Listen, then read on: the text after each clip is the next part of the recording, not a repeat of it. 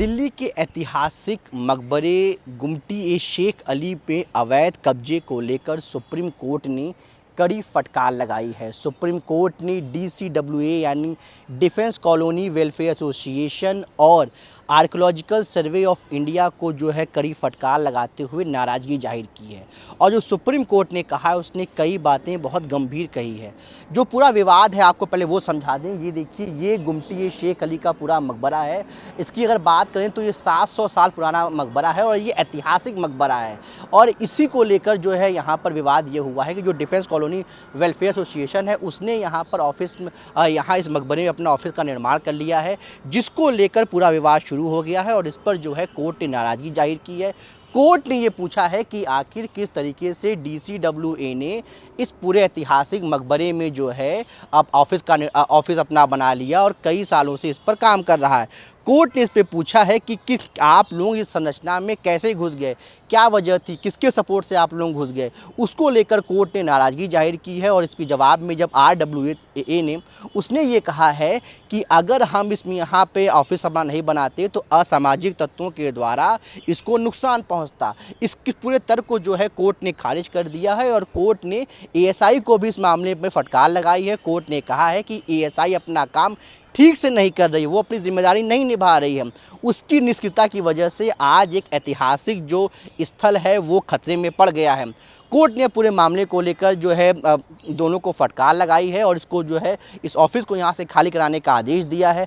फिलहाल इस मामले में जो है वो अगली सुनवाई जो है वो जनवरी में प्रस्तावित है। लेकिन कोर्ट ने ये भी कहा है कि जो ऐतिहासिक स्थल हैं, जो ऐतिहासिक धरोहर हैं, उनको संरक्षित करना, उनको बचाना जो सरकार है और संबंधित विभाग हैं उन दोनों का जो है प्रारंभिक काम है। और कोर्ट ने ये कहा है कि अब वो जो CBI जो जांच हुई है, CBI की रिपोर्ट हुई है, उसको भी ध्यान में रखा गया है। और कोर्ट ने कहा है कि जो यहाँ पे जो CBI की रिपोर्ट आई थी उसमें भी ये दावा किया गया था कि इसके जो पूरा मकबरा है उसके बदलाव की भी कई बात जो है डिफेंस कॉलोनी वेलफेयर एसोसिएशन ने कही है। और उसने कुछ छत की जो छत होती है उसके झूठे निर्माण का भी दावा किया है। और ये भी इसमें सामने आया है कि इसमें कुछ राजनीतिक पहलू भी हो सकता है। कोर्ट ने इस बात को भी गंभीरता से लिया है।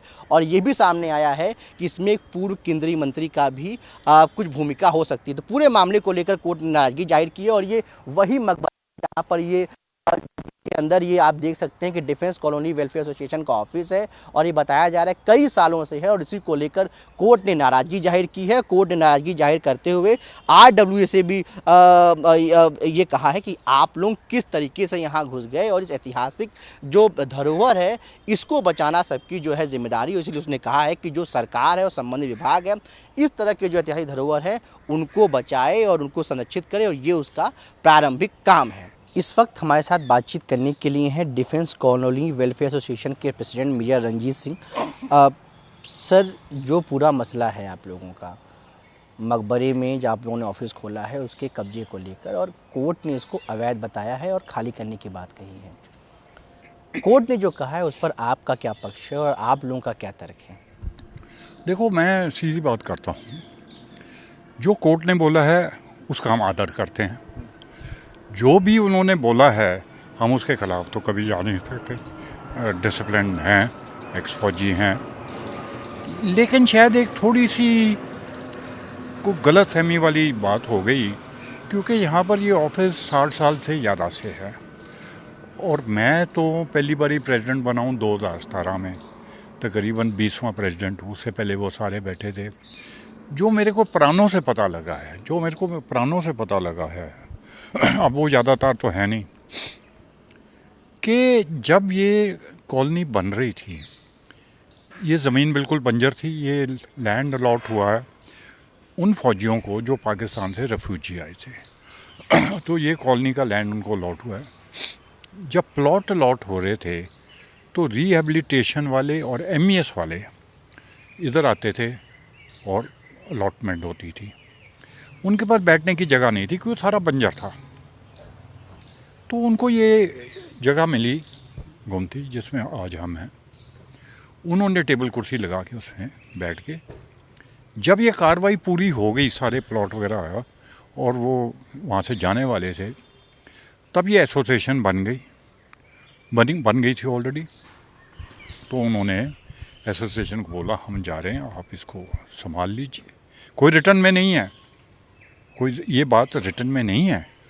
तो एसोसिएशन उसके बाद बैठने लग गई यहाँ पर। अब इसके बाद यही हमारा रजिस्टर्ड एड्रेस बन गया।